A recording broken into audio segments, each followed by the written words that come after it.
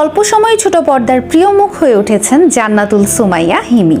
সেই যে ছোটবেলা থেকে নাচ গান আবৃত্তির মধ্যেই বিচরণ করেছেন, এরপর বড় হয়ে মডেলিং এর পর নাম লিখিয়েছেন অভিনয়ে। হ্যাঁ, আমাদের তো বিয়ে ঠিক হয়ে গেছে, আপনার কিন্তু দাওয়াত ছিল শামসুল ভাই। মেধা আর সাবলীল অভিনয় দিয়ে খুব অল্প সময়ে নিজের শক্ত অবস্থান তৈরি করেছেন।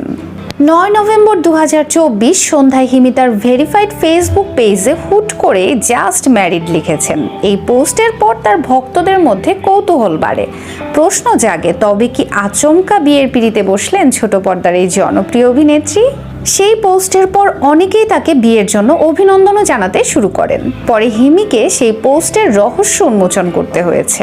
গণমাধ্যমকে দেয়া এক সাক্ষাৎকারে অভিনেত্রী জানিয়েছেন, আলোচিত পোস্টটি নিছকই একটি মুক্তি প্রতীক্ষিত নাটকের প্রচারণা মাত্র। জানা যায় অভিনেতা নিলয় আলমগীরের সঙ্গে জাস্ট